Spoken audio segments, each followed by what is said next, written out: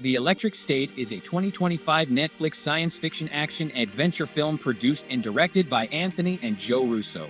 Set in an alternate, technologically ravaged 1990s, it follows a teenage girl and her robot on a journey to the west coast of the United States in search of her long-lost brother.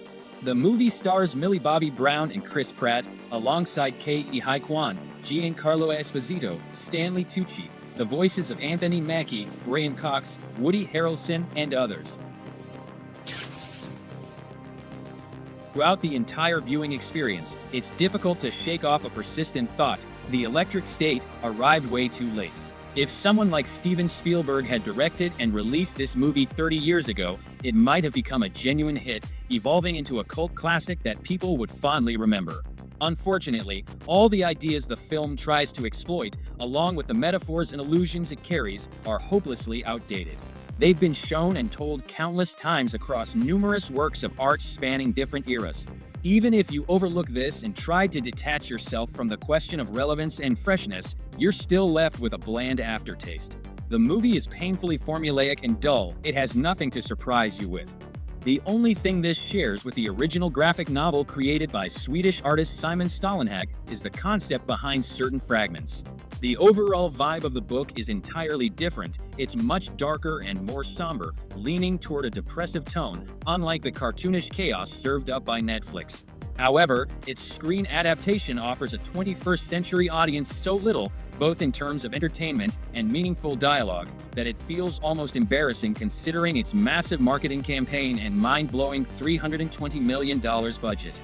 At the end of the day, who cares how many hundreds of millions were spent on graphics and marketing when sitting through 2 hours of a simplistic, linear road movie becomes an ordeal for both the eyes and the mind. The movie is simply difficult and boring to watch until its finale. For a blockbuster, that's a damning verdict with no appeal. In its attempt to appeal to multiple age demographics simultaneously, The Electric State crashes against a wall of cliches, ambiguity, and rushed storytelling. This familiar creation by the Russo brothers is absolutely in the style of the many Marvel movies they've directed. It has a standard setup, an unremarkable, unnecessary middle section, and a finale that tries to go all out. Perhaps if the material had been reworked into a 6 to 8 episode series, it might have resonated differently. The movie periodically bustles with activity, throws in some action, and attempts humor, but none of it lands because it's all soulless and devoid of uniqueness. Locations change, actors reluctantly deliver uninspired dialogue, and the timeline drags its way toward a climax that ultimately fails to justify the 2 hours we've invested. Chris Pratt once again plays Star-Lord, sticking to his familiar set of quirky expressions and mannerisms. He even has a goofy wig and a bit of extra weight showing under his shirt. But you can't help feeling like this shtick no longer works. And Pratt, frankly, isn't charismatic enough to carry a dull script on his own. In Jurassic World, the dinosaurs were doing that part of the job. In Guardians of the Galaxy, Rocket and Groot stole the show. Here, robots were supposed to play that role, but something went wrong. His jokes aren't enough to salvage the situation, especially since most of them aren't funny enough. And then there's Millie Bobby Brown, who looks great as a blonde, but the issue is that she's outgrown teenage roles, both mentally and physically.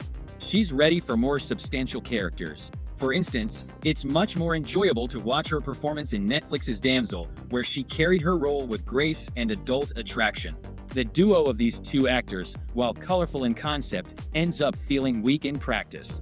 Their characters, in spite of being ostensibly vibrant, are flat and unengaging, making it hard to stay invested in their journey for 2 hours. Pratt's character, who tries in vain to channel a local Han Solo vibe, complete with a Chewbacca-like companion, hints at a midlife crisis, but this thread is buried deep and presented in a jokey, sentimental way. The movie would rather crack jokes than explore the future of humanity and machines. The characters are amusing, but that's about it. They're poorly developed, interact weakly with one another, and are hard to connect with, making it unappealing to follow their story. The film tries to be cute, funny, and somewhat touching but falls short in all these areas. It aimed for epicness but landed squarely in mediocrity. The film attempts to touch on several genres. Its plot timidly nods to Westworld, but it barely scratches the surface of themes like self-expression and identity among machines. While the robots in the movie explicitly speak about their right to exist among bags of bones, the film takes a more humane stance than the narratives it borrows from. It advocates for coexistence, compromise, and building a new order where everyone has a place, rather than the usual destruction and rebuild scenario with constant conflict over space and resources. It also tries to tackle themes of growing up and coming to terms with life as it is now. But the main character is severely underdeveloped. She's shallowly written, and we know almost nothing about her life. Her character relies solely on childhood trauma, making her uninteresting as an individual. The personal drama, like the overall sense of gravitas, merely serves as a backdrop to string the plot together. The potentially intriguing idea of a communal robot society and their take on family values, perfect for young adult sci-fi, is also left underexplored. Instead, the screen is occasionally graced by Stanley Tucci as a cardboard villain. The movie leans more toward utopia than dystopia.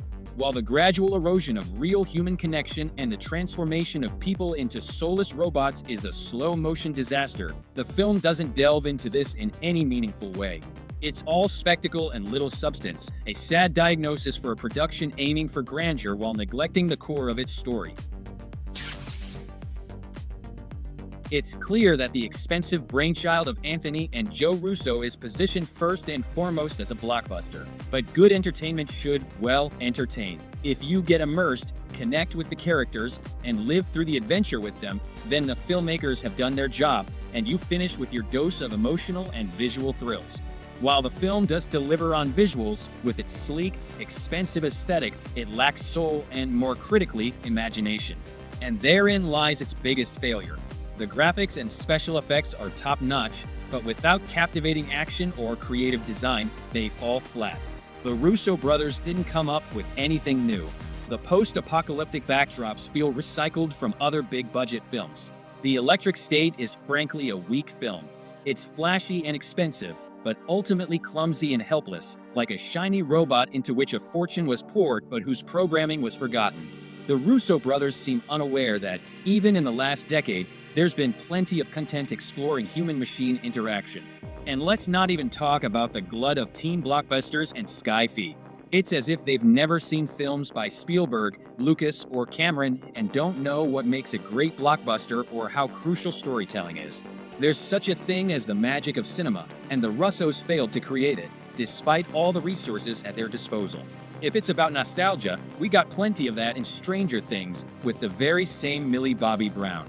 Honestly, I doubt even teens will enjoy this movie. It's too drawn out, with little fun or energy and far too much empty dialogue.